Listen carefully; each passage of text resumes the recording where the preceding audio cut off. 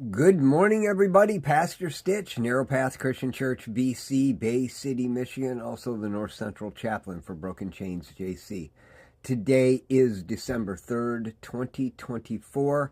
We are looking at Proverbs chapter 3, and I'm going to be looking at verses 9 and 10. Proverbs chapter 3, verses 9 and 10. Let me ask you a question. Have you ever had an occasion where you needed a container to hold something, and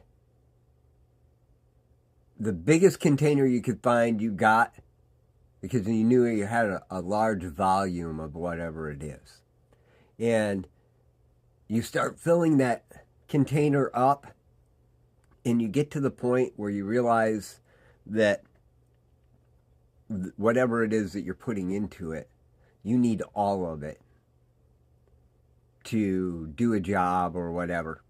And yet, the container you have is only big enough to hold half of it.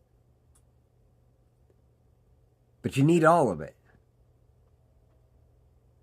What are you going to do?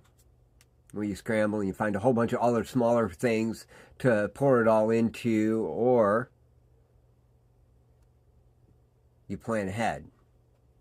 And you figure out, I've got 20 gallons of paint that I need.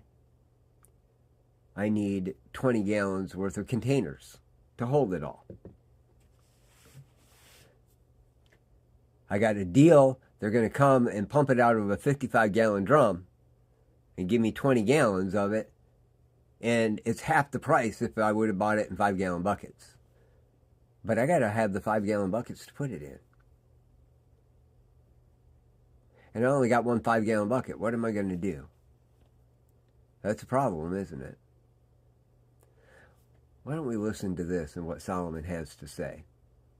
Honor Yahweh with your possessions, with your first produce, of all your entire harvest. Then your barns will be completely filled, and your vats will overflow with new wine. I want you to pay attention to something. The amount that you get is what you prepared yourself for. If you got a small barn, it's going to be completely filled. If you have a large barn, it's going to be completely filled.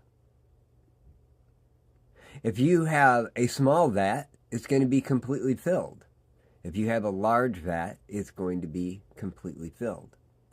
Expect that if you have a large barn, you have a larger need, which means more work. If you have a large vat, it means that you're going to have a larger need, which is going to mean more work. Both in putting the vat together, putting the barn together, putting the resources together to support that, or in just building it itself. See, sometimes we read this and we think that what God is saying, what Solomon is saying is, just give everything your first to God, put your focus on Him, and if you put your focus on God, He will give you superabundance that overflows everything, and you're going to have multiple barns full of stuff, and it's going to be amazing. And so you start giving God your first and get upset when your 12 by 12 shed in the backyard is full. Because you don't have 380 by 120 barns full. And the reality is, you haven't done the work to get 380 by 120 barns so that He can fill. But He did fill your barn. He did fill your vat. So the thought this morning for all of us is, are you honoring God with all your stuff?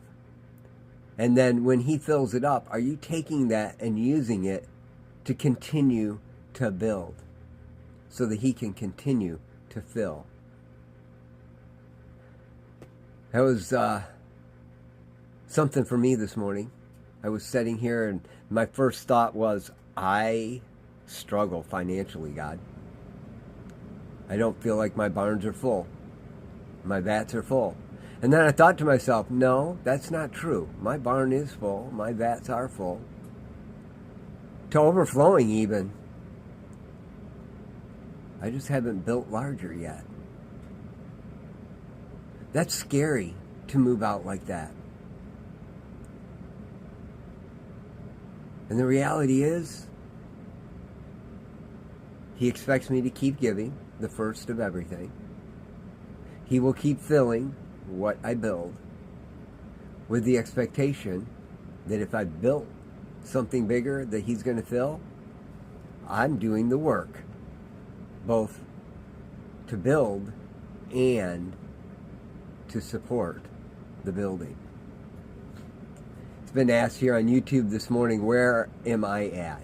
I am in Michigan, in the great country of the United States of America. So, grateful for all of you that are watching. And honestly, guys, there's so much wisdom that Solomon wants to share with us.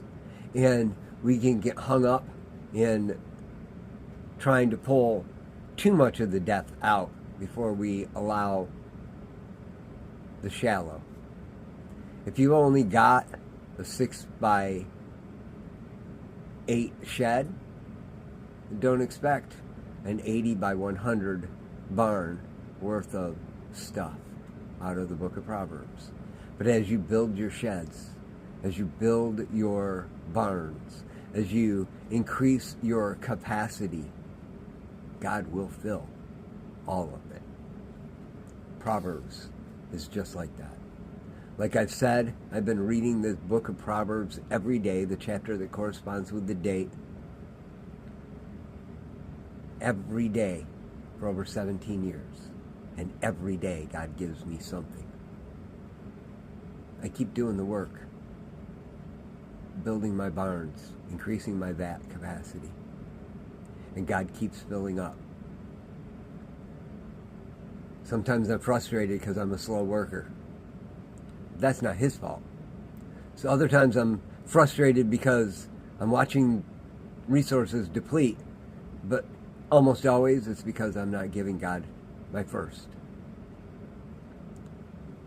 Those are the lessons for us today. Proverbs chapter 3, verses 9 and 10. I love y'all. Hope you have a great day. God bless.